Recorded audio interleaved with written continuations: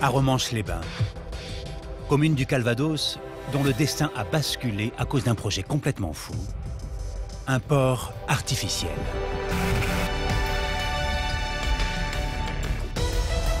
Pourquoi ce projet a-t-il été capital pour la réussite de la plus grande opération de débarquement de tous les temps, l'opération Overlord?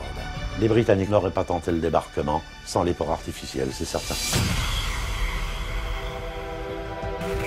Avant la Seconde Guerre mondiale, ce village compte à peine 300 habitants. Mais l'histoire va transformer cette station balnéaire en site ultra stratégique. Ici, juste après le 6 juin 1944, un ouvrage gigantesque a surgi de nulle part. C'est un projet qui a bouleversé l'ordre des choses. Comment a-t-on réussi à construire un port artificiel ici en quelques semaines seulement? Ce projet de port artificiel est probablement l'une des plus grandes prouesses techniques de l'histoire de la Seconde Guerre mondiale. Une prouesse restée unique à ce jour et qui a demandé des moyens colossaux. Ce sont plus de 45 000 ouvriers britanniques. Port artificiel qui va coûter plus cher que le tunnel sous la Manche. Alors qu'il a fallu 6 ans pour construire le tunnel sous la Manche, les Alliés auront 9 mois, pas plus, pour réaliser non pas un, mais 2 ports artificiels. 2 structures suffisamment solides pour faire transiter des centaines de milliers d'hommes et de véhicules.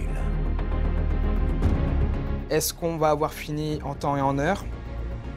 Pas sûr, car ces ports artificiels nécessitent des centaines de pièces à construire, et pas n'importe lesquelles. Quel trésor d'ingénierie a-t-on déployé pour des ouvrages pouvant résister à la houle et s'adapter au mouvement des marées? Une fois construit, comment a-t-on réussi à assembler ces prototypes en plein champ de bataille? Le projet était rempli d'accros. Des accros comme cette tempête exceptionnelle, survenue une dizaine de jours seulement après le débarquement, avec des conséquences dramatiques. Sur la première ligne, on ne peut plus avancer. Il n'y a plus de munitions. Est-ce que cette opération, elle n'est pas trop ambitieuse? Est-ce qu'elle est réalisable? Est-ce qu'elle va réussir? Retour sur l'histoire méconnue des ports artificiels du débarquement, méga structure d'exception, chef-d'œuvre de génie militaire.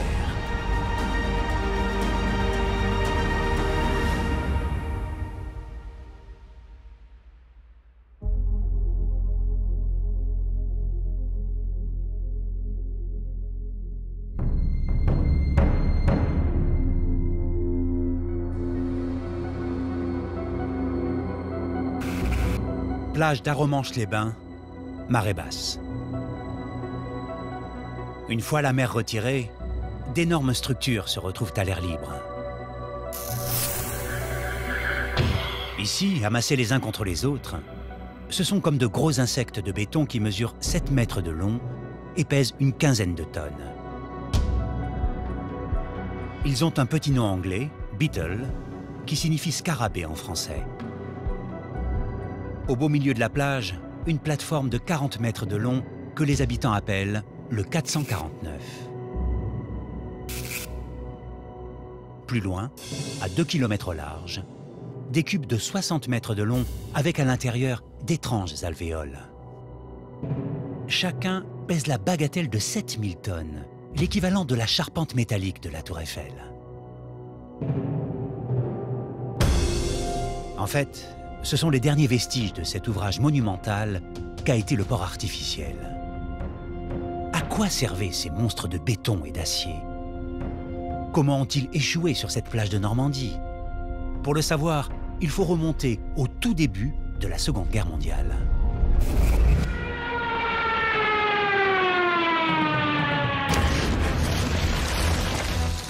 Juin 1940, avions Stuka et Panzer enfoncent les lignes de défense alliées avec une facilité déconcertante. En quelques semaines seulement, Hitler met l'Europe et surtout la France à genoux. Ayant éliminé le danger que représentait pour lui la République française et son armée, qui était considérée à cette époque comme la première du monde, il a en face de lui désormais des Britanniques. Depuis Dunkerque, 300 000 soldats encerclés réussissent à regagner l'Angleterre in extremis. Isolés sur leur île, Les Britanniques deviennent alors le dernier rempart face au rouleau compresseur allemand. À partir de juillet 1940, l'Angleterre est véritablement seule contre à la fois justement l'Allemagne et l'Italie. Et donc la Grande-Bretagne a une véritable épée de Damoclès au-dessus de sa tête, c'est-à-dire que Hitler s'apprête à l'envahir. L'ensemble du pays s'organise comme il peut pour repousser cette invasion imminente. Mais comment résister sur le long terme à la puissance nazie? Comment Churchill compte-t-il contrecarrer les plans d'Hitler? Winston Churchill, c'est un militaire aguerri, il baisse jamais les bras. D'ailleurs, comme son homologue français Charles de Gaulle, il ne peut pas se résoudre à la défaite. Dès le 5 juillet 1940, M. Churchill crée un état-major interarmes appelé les opérations combinées. Sous les bombes allemandes, les premiers commandos viennent de naître. On n'a pas les moyens justement véritablement de répliquer et d'attaquer l'Allemagne. On va donner des petits coups de canif comme ça pour vraiment montrer justement à Hitler que la Grande-Bretagne est toujours prête à se battre. Des coups de canif avec des unités faites de briques et de broc, pour l'instant. Car il ne faut pas s'y tromper. Winston Churchill prépare déjà un retour sur le continent. Il a en tête l'idée que la reconquête de l'Europe ne peut venir que de la mer et ne peut passer que par les plages et donc par une opération de débarquement. Mais il ne suffit pas d'amener des hommes, des chars, il va falloir aussi amener toute la logistique. Et cette logistique, elle est directement liée au port artificiel.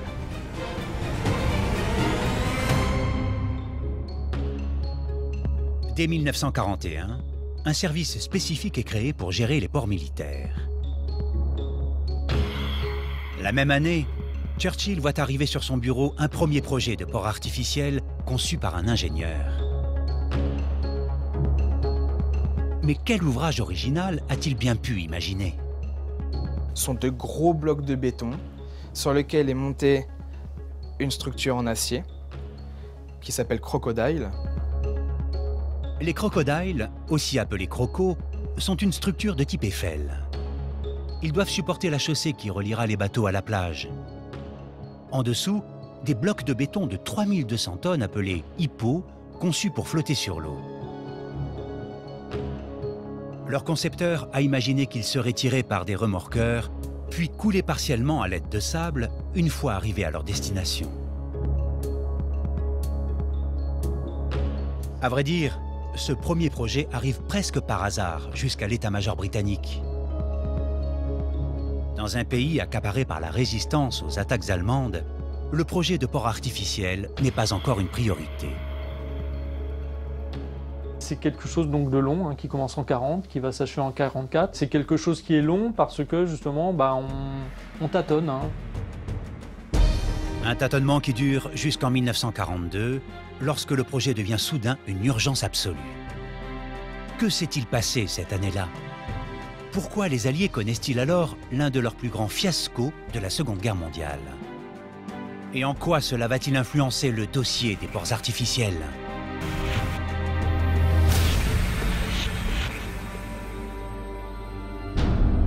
La réponse se trouve à 200 km au nord d'Arromanches, autour de Dieppe et de ses falaises de 120 mètres de haut, avec des bunkers allemands judicieusement placés au sommet. Car c'est ici, à l'été 1942, que les Alliés lancent une opération d'envergure censée préparer le fameux jour J, l'opération Jubilé. Les Alliés mènent un raid qui vise à tester les hommes et les matériels face aux défenses allemandes. Et l'idée est d'en extraire toute une série d'informations, de renseignements pour préparer un débarquement, une offensive de grande envergure. Pour ce coup d'essai, on mobilise près de 250 navires, plus de 800 avions et une cinquantaine de chars. Avant 1942, on ne fait jamais d'opération de commando à plus de 1500 hommes. Le 19 août 1942, à partir de 4h30 du matin, on engage très près de 6100 soldats alliés, très largement canadiens, mais pas seulement, puisqu'il y a eu des Français libres, des Britanniques bien sûr, et même des Américains du Rangers. Malheureusement, le scénario ne se déroule pas du tout comme prévu.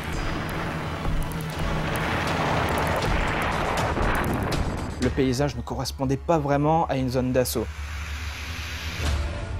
Dans cette opération mal préparée, les Alliés ont négligé de nombreux aspects, dont ce genre de détails, la simple présence de galets. À Dieppe, on engageait les tout nouveaux Charles Churchill de 40 tonnes. Or, ces chars se sont montrés incapables de franchir les levées de galets. Les chenilles ripent sur les galets, finalement, très peu peuvent quitter la plage. Et après, donc, les feux croisés, etc. vont faire le reste.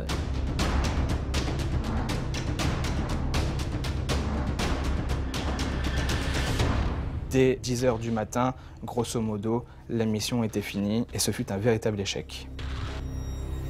Sur les quelques 6000 soldats qui participent au raid, on dénombre plus d'1 millier de morts et près de 2000 prisonniers, après seulement 9 heures de combat. Après cet échec monumental, comment les Alliés peuvent-ils encore croire au succès d'un débarquement de plus grande ampleur? De leur côté, quels enseignements les Allemands vont-ils tirer de ce raid qui a tourné à leur avantage? Chez les nazis, après l'attaque alliée à Dieppe, on jubile. Pour Hitler, comme pour ses généraux, c'est une vraie victoire qui va être encensée par la propagande allemande. Persuadé que l'assaut sur Dieppe constitue la répétition du futur grand débarquement, le Führer demande le renforcement des défenses à l'ouest de l'Europe, et particulièrement dans les zones proches de l'Angleterre.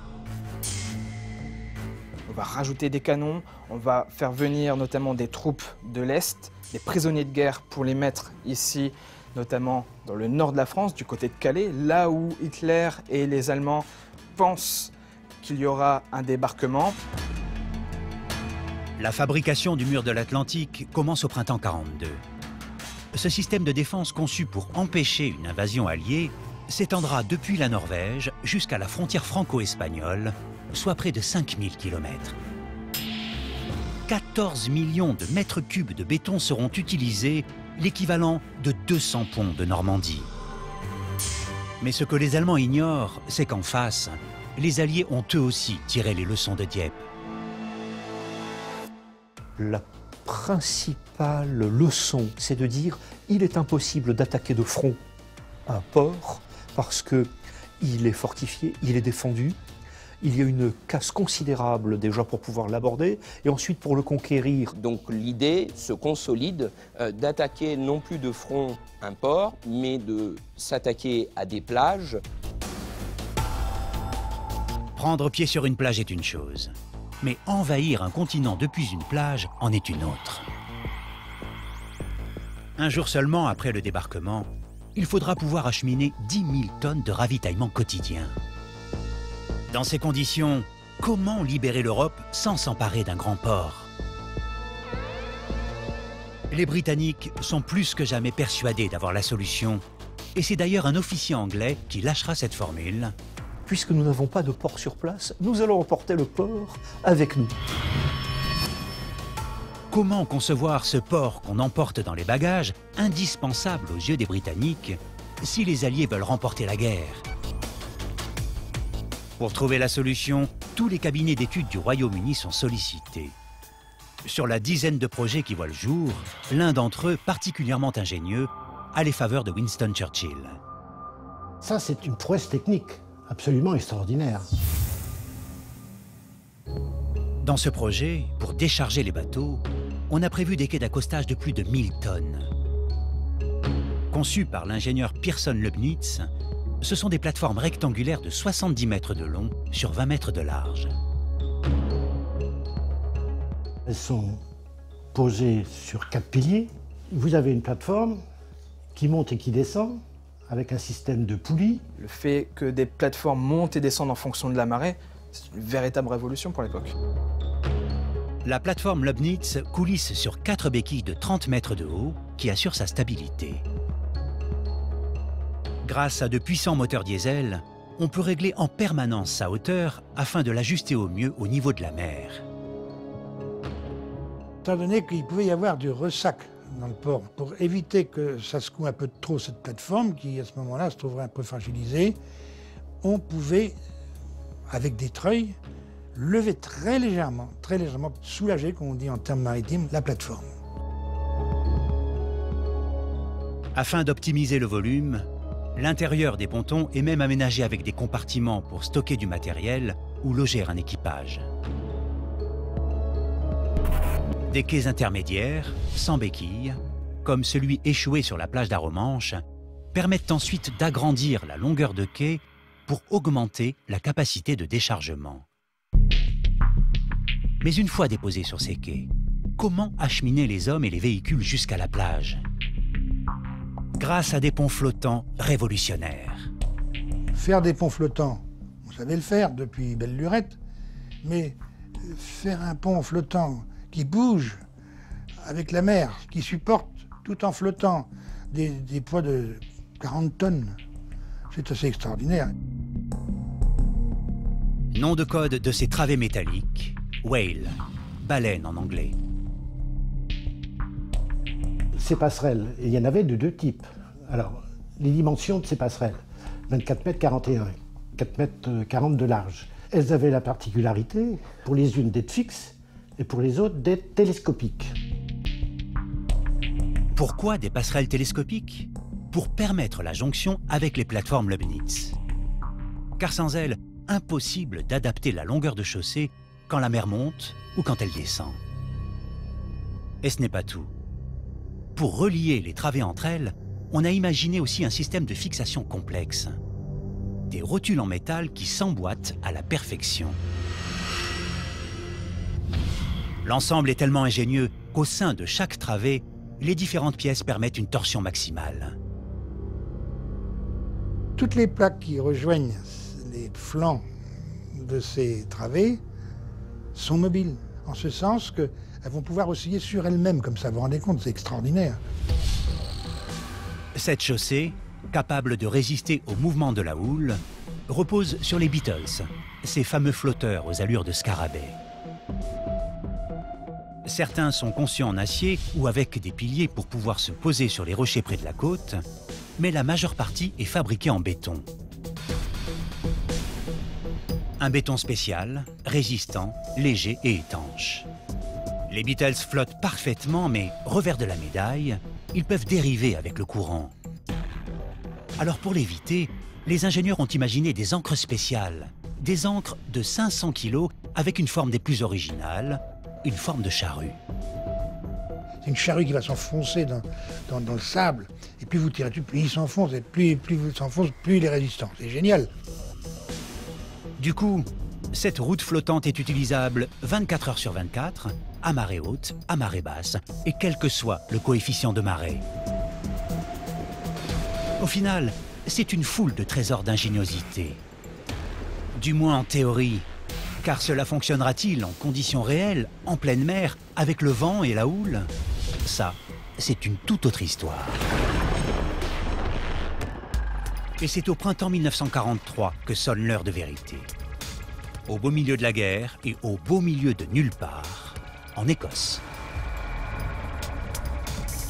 L'Écosse est un terrain de jeu exceptionnel pour les Alliés. Premièrement, l'Écosse est loin pour l'aviation allemande. Dans cette région, les amplitudes de marée, la nature des plages étaient très proches de ce qu'on trouve en Europe continentale et notamment en France. Garliston, Rigby, Cairnryan, 3 sites sont sélectionnés pour effectuer ces tests, 3 sites transformés en zones militaires ultra sensibles. Car si les nazis découvrent ce qui se trame derrière ces barbelés, c'en sera peut-être fini du débarquement. Ils avaient arraché les poteaux indicateurs à 30 km du site, les conditions de sécurité étaient optimum, et on avait même des agents provocateurs qui testaient la fiabilité des personnels. Dans le plus grand secret, 3 projets sont testés. Le projet Hippo, premier dossier présenté à Churchill dès 1941. Un projet solide, mais qui s'adapte difficilement au mouvement de la mer. Le deuxième projet, c'est celui des plateformes Leibniz, avec les chaussées flottantes, parfaitement adaptées à la houle et aux marées, mais complexes à fabriquer. Enfin, un dernier prototype, le Swiss Roll, le rouleau suisse. Facile à construire, à transporter et peu coûteux. C'est une grande toile tirée sur l'eau, qui flotte un petit peu sur l'eau, avec des morceaux de bois juste en dessous. Le projet était intéressant parce que sous la charge des véhicules, les côtés de cette chaussée allaient se relever pour éviter la submersion. Ironie du sort, après 3 mois de tests, ce ne sont même pas les ingénieurs qui vont choisir le meilleur projet. C'est la nature qui va choisir pour eux, puisqu'en juin 1943, il y a une énorme tempête. Il y a des vents de 100 km/h et des creux de 4 mètres. Et le matin du 28 juin 1943, les ingénieurs arrivent et voient 2 projets complètement détruits. Le seul projet qui résiste à la tempête, c'est celui des plateformes Leibniz et des chaussées flottantes. Mais c'est aussi le plus complexe. Alors, comment les Britanniques vont-ils pouvoir passer d'un prototype unique à une construction à grande échelle? Quels moyens industriels Churchill pourra-t-il consacrer à ce projet capital dans un pays à bout de souffle? Comment obtiendra-t-il l'accord des Américains, peu convaincus par l'intérêt de ces ports? Or, sans leur appui, le débarquement est impossible. Il faut dire que depuis quelques mois, les Américains procèdent différemment. Depuis l'été 1942, ils enchaînent les débarquements pour reprendre les îles Pacifiques aux Japonais, alliés de l'Allemagne nazie. Pour cela, ils utilisent en masse péniches à fond plat et autres véhicules amphibies. À chaque fois, ils procèdent directement par un échouage et un débarquement sur les plages sans structure d'approvisionnement avec des ports artificiels. Avec les archipels du Pacifique, ils ont acquis un savoir-faire mécanique redoutable. Puisque cela semble si efficace, pourquoi les Anglais refusent-ils de procéder comme les Américains? Tout simplement parce qu'ils ne veulent pas revivre l'échec de Dieppe. Ils veulent limiter les incertitudes à tout prix. Surtout, à leurs yeux, reconquérir des îles et reconquérir un continent, ce n'est pas tout à fait la même chose.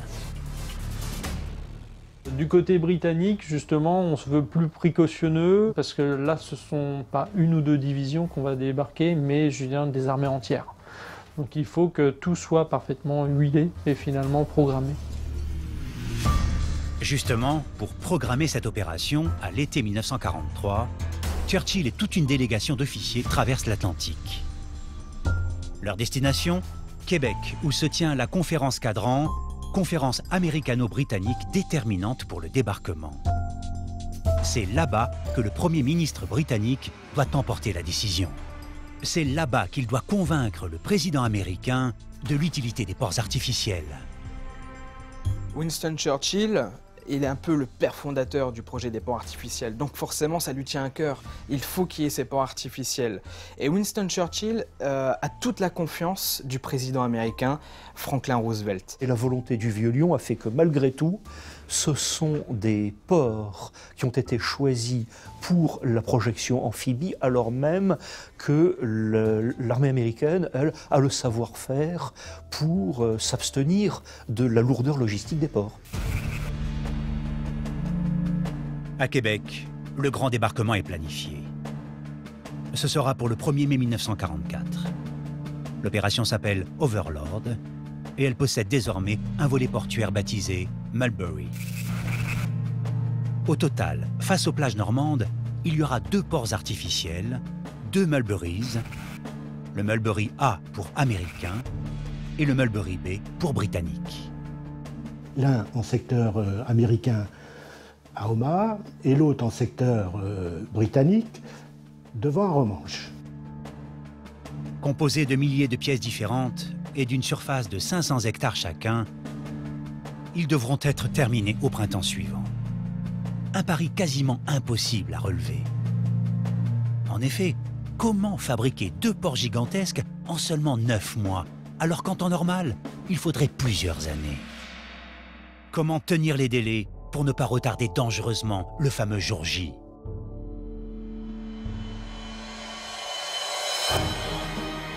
Le défi commence à l'automne 1943. À Londres et dans les coins les plus reculés du Royaume-Uni, c'est un chantier titanesque qui démarre. D'Oban, au nord de l'Écosse, jusqu'à Langstone, au sud de l'Angleterre, des dizaines et des dizaines de sites entament une course contre la montre pour construire les 2 ports artificiels. On va recruter des entreprises aux quatre coins de l'Angleterre, dans le plus grand des secrets. Mais pourquoi ne pas construire aux États-Unis alors que le pays en a largement la capacité?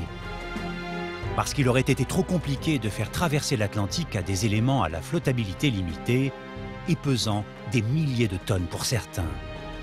Du coup, les Britanniques ont l'obligation de réaliser cet exploit industriel. Ce sont plus de 45 000 ouvriers britanniques qui vont travailler à l'élaboration de tous les éléments des ports. On est à peu près à 600 entreprises pour le projet du port artificiel. Un port artificiel qui va coûter plus cher que le tunnel sous la Manche. Il faut dire qu'entre-temps, le chantier est devenu encore plus conséquent. Pour quelle raison?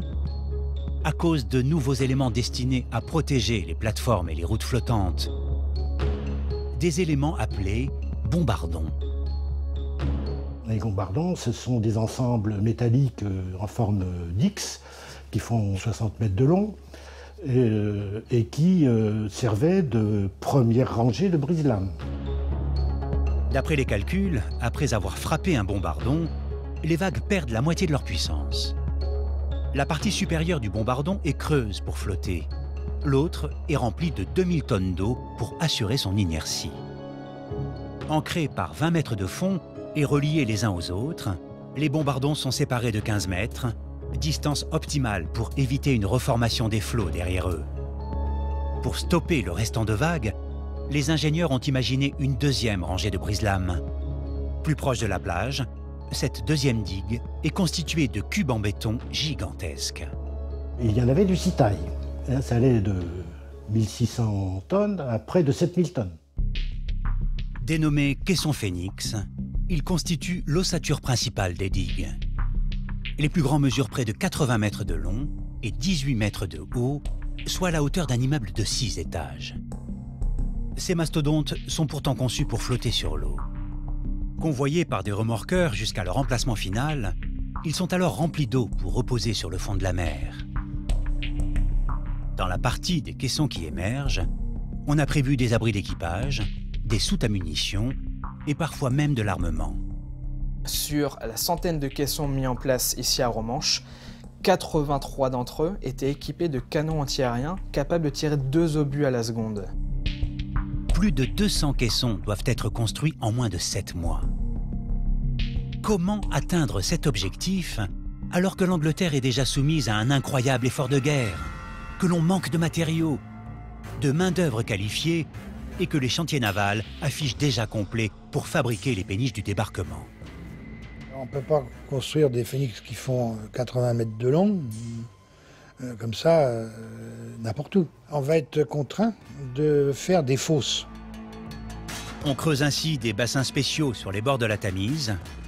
Ailleurs, on monte des kilomètres de ponts métalliques.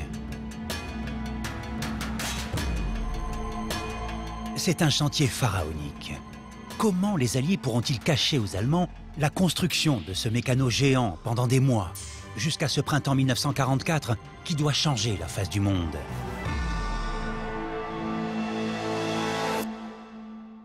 En fait, dans le projet Mulberry, le moindre document est estampillé du sceau « Secret ». Le courrier de ceux qui ont accès au chantier est surveillé. Qui plus est, aucun des travailleurs ne sait vraiment à quoi correspond ce qu'il a sous les yeux. Une entreprise va concevoir les blocs de béton. Une autre, à l'autre bout de l'Angleterre, va concevoir des ponts en acier. Une autre entreprise va créer des flotteurs en béton. Mais si on ne rassemble pas tous ces projets, jamais l'idée de port artificiel ne peut être comprise par les entreprises. Au plus haut sommet, le nombre de personnes ayant connaissance des opérations à venir est réduit au strict minimum. Alors que le débarquement aura lieu sur des plages françaises, le général de Gaulle n'est même pas mis au parfum, par exemple. Dans l'esprit des Britanniques, il n'est pas trop question de donner des renseignements à quelqu'un qui est difficilement manipulable. Il y a une querelle terrible entre Churchill et de Gaulle. Churchill dit lui-même que ça a été un véritable chemin de croix que de s'entendre avec de Gaulle et que la croix la plus lourde qu'il a eu à porter, c'était la croix de Lorraine. Pour garder le secret, les Alliés délivrent les informations au compte-gouttes. En revanche, quand il s'agit d'en récolter, là, c'est tous azimuts. Mais comment collecter les renseignements qui feront la différence et qui éviteront un nouveau Dieppe? Et pourquoi les informations, même les plus anodines, peuvent-elles se révéler si primordiales? On va avoir des cartes postales de personnes qui se baignent à Romanche pour voir jusqu'où l'eau va arriver au niveau des jambes. On va voir quelles sont les habitations. Et ils accumulent une documentation gigantesque constituée de cartes, de photographies aériennes qui leur permettent d'avoir une vue très précise de la zone de débarquement. Et de son système de défense, comme pour ces canons qui visent directement les plages d'Omaha et de Gold, où doivent se construire les 2 ports artificiels.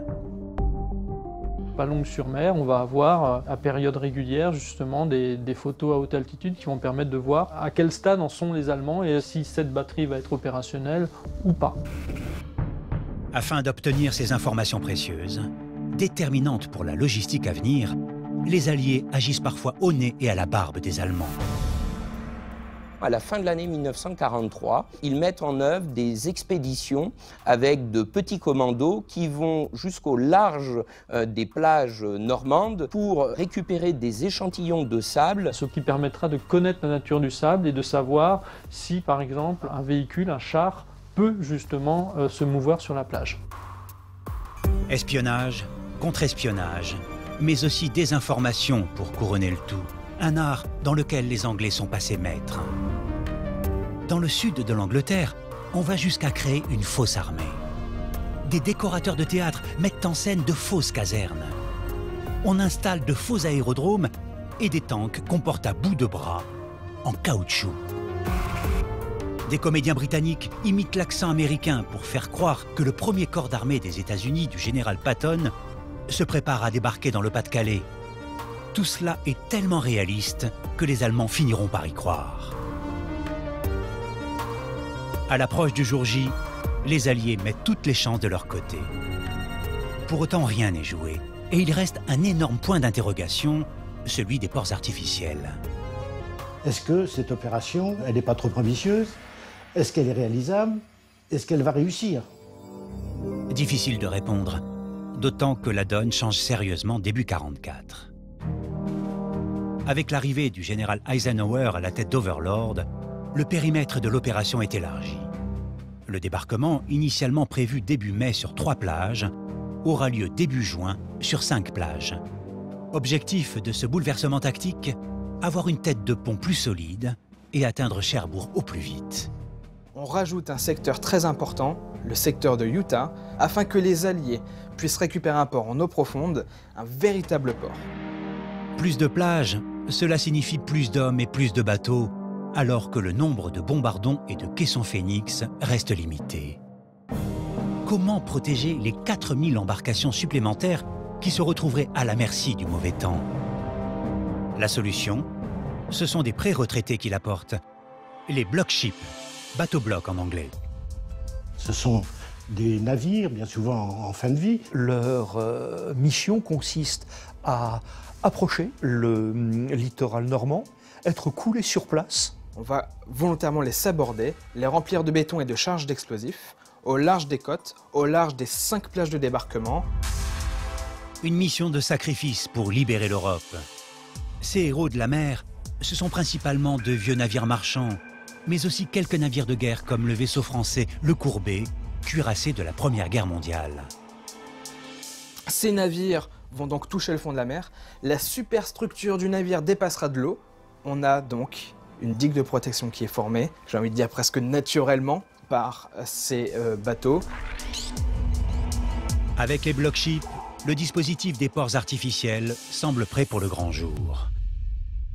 Semble, car l'opération Overlord est une équation avec de nombreuses inconnues, chacune d'entre elles pouvant conduire au désastre.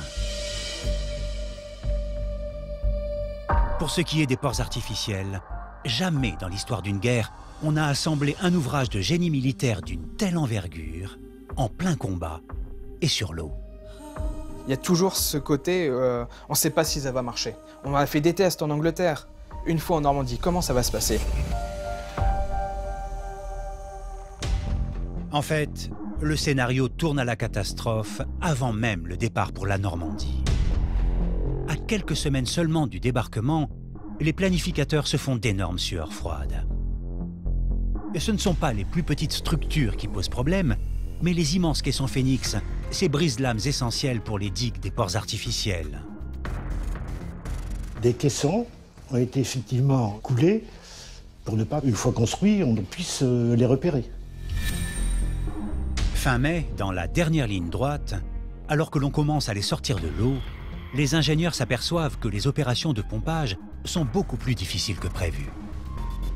Beaucoup de caissons sont restés collés sur le fond de la mer, notamment à la vase, et là, on ne peut pas forcément les remettre à flot. Il aura fallu 7 jours pour sortir un seul caisson de l'eau. Et il y en a des dizaines comme ça. La construction des Mulberry est-elle possible sans ces éléments? Est-ce qu'on va avoir fini en temps et en heure? C'est le branle-bas de combat. Quelle solution de dernière minute a-t-on sous la main? En fait, ce sont des bateaux de la marine américaine qui arrivent à la rescousse avec des tuyaux spécialement conçus pour pomper les caissons. La nouvelle tombe le 2 juin, seulement quelques jours avant le jour J. Les éléments des ports artificiels seront prêts à temps. Ils peuvent désormais rejoindre la Grande Armada. Les différents éléments préfabriqués qui permettent de construire les ports artificiels prennent l'eau à partir du 4 juin. Ces dispositifs sont rassemblés au centre de la Manche, pratiquement à mi-chemin entre les côtes anglaises et les côtes normandes. Et au sein de l'Armada, ces éléments, ces structures se trouvent directement à l'arrière de la première série de navires du jour J. À la veille du 6 juin 1944, dans cette incroyable flotte de plus de 6000 navires qui fait route vers le continent, plus de 50 block-ships, ces bateaux destinés à se saborder, effectuent leur dernière traversée. Ce sont les premiers éléments des ports artificiels à appareiller. Quelques heures plus tard, à la vitesse modeste de 4 nœuds, une centaine de remorqueurs effectuent son premier aller-retour pour tracter les pièces des 2 mécanos géants. Dans quelques heures, les ingénieurs qui ont planché pendant des mois et des mois sur ce projet complètement fou sauront s'ils ont vu juste. Et si l'installation réservait-elle aussi son lot de surprises?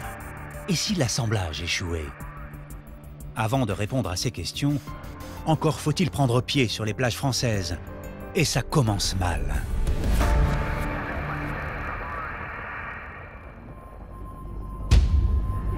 « 6 juin 1944. 6h30 du matin. Omaha Beach.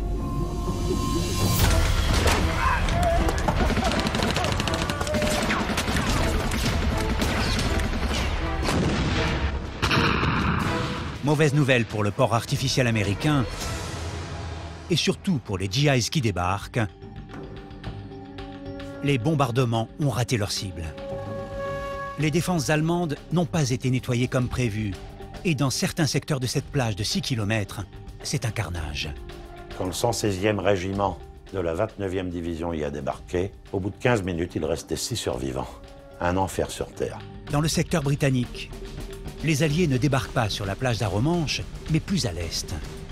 Ils ont en effet prévu de libérer le village depuis l'intérieur des terres. On veut préserver au maximum le village.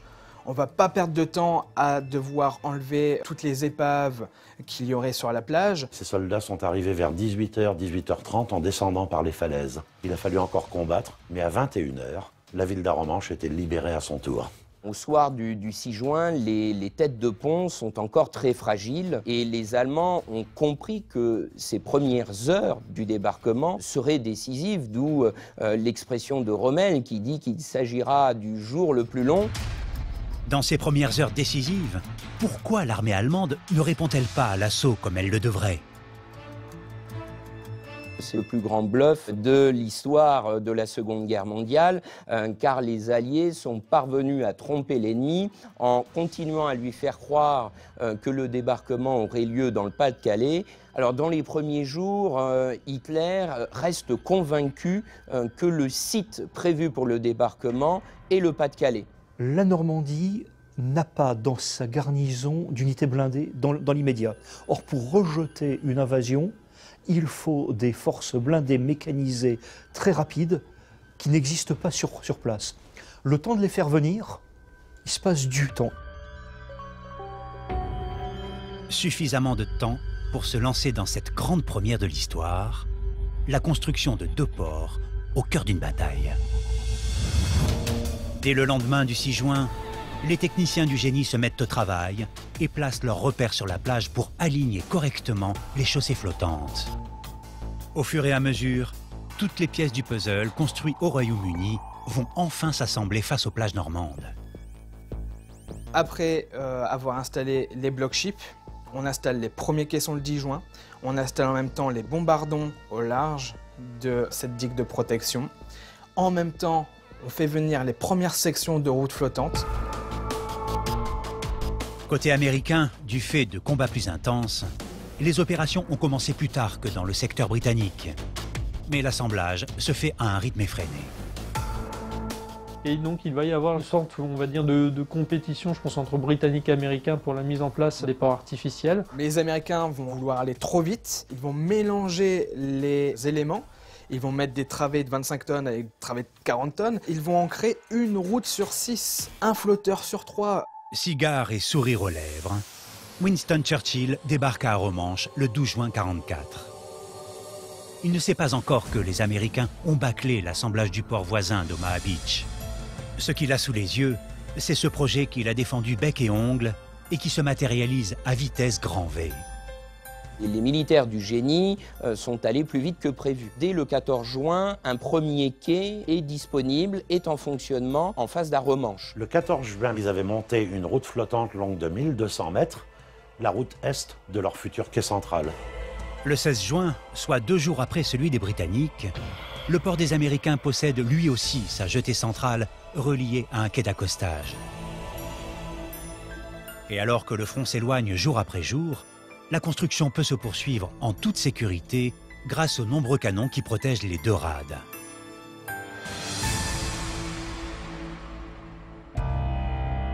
Pourtant, le 19 juin, moins de 15 jours après le débarquement, ce n'est pas l'armée allemande, mais un autre ennemi qui va mettre en péril les 2 mastodontes d'acier et de béton. Pourquoi les Alliés ne l'ont-ils pas vu venir? Quelles en seront les conséquences sur le déroulement de la bataille de Normandie? Cet ennemi, c'est une tempête. L'une des plus violentes sur la région depuis 40 ans. Et elle va durer 3 jours, alors même que les Mulberries n'ont pas fini d'être assemblés. Le pire est atteint le 21 juin 1944. La tempête se met à fraîchir de force 8, dit-on jusqu'à force 9 pendant les rafales. Sur Omaha Beach, la négligence des Américains est fatale.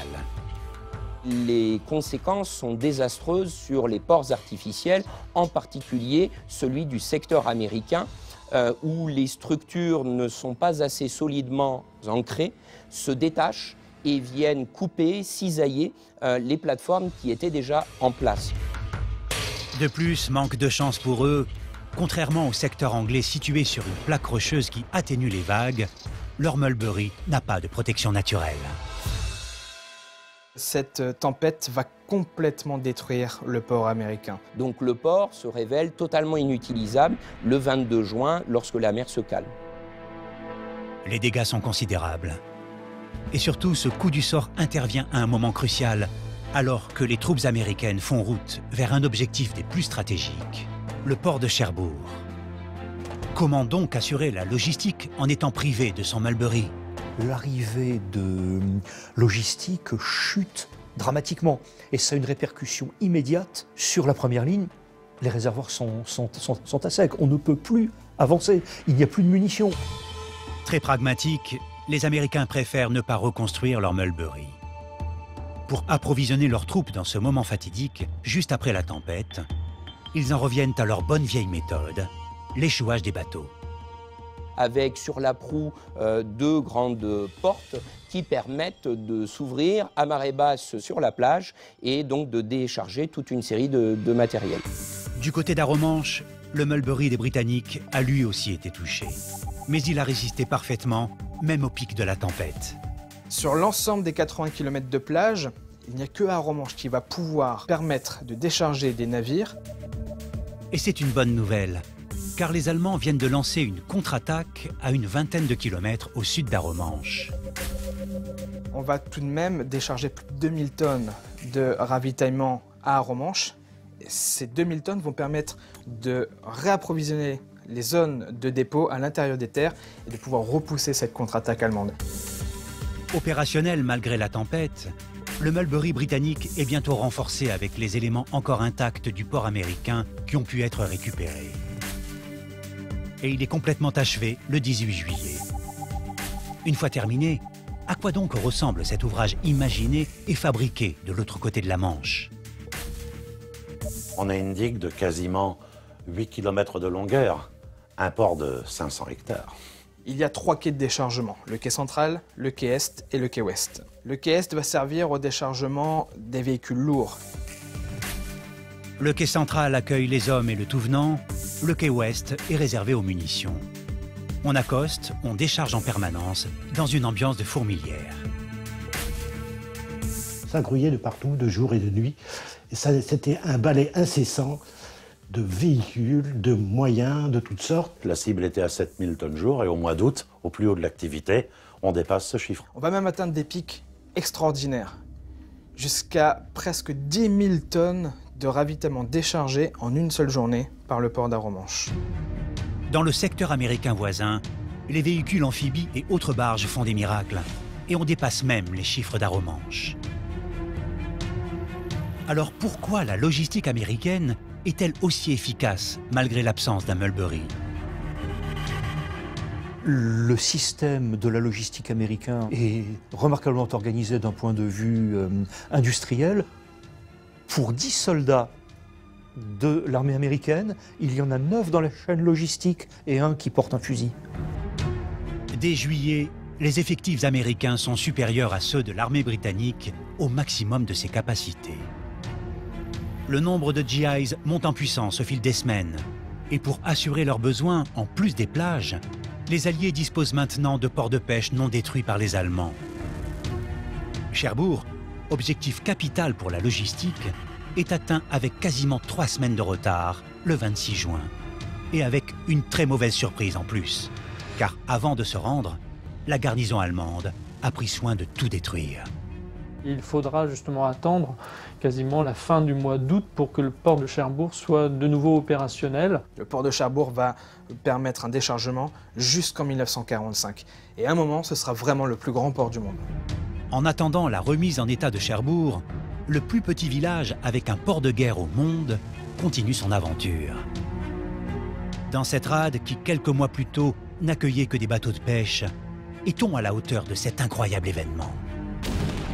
Le port d'Arromanches remplit-il sa mission auprès de cette armée britannique en grande difficulté autour des villes de Caen et Falaise?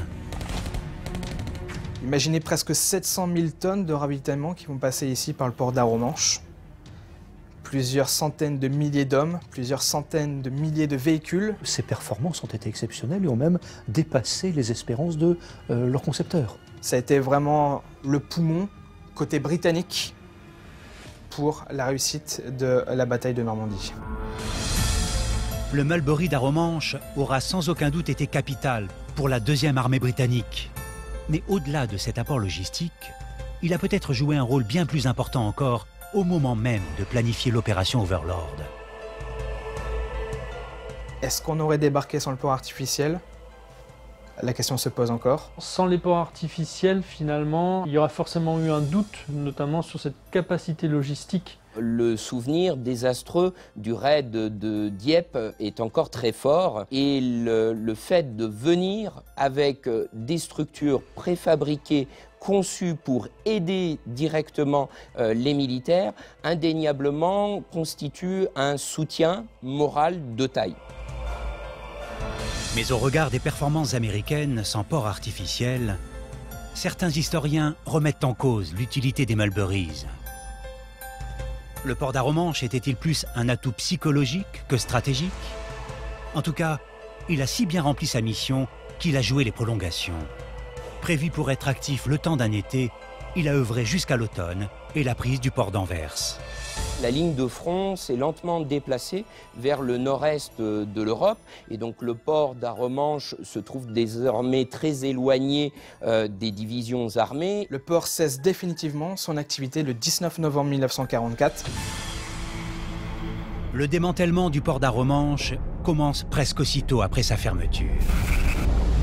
À l'hiver 1944, des caissons Phénix comme ceux-ci sont convoyés dans la région d'Anvers pour consolider des digues abîmées par les bombardements alliés.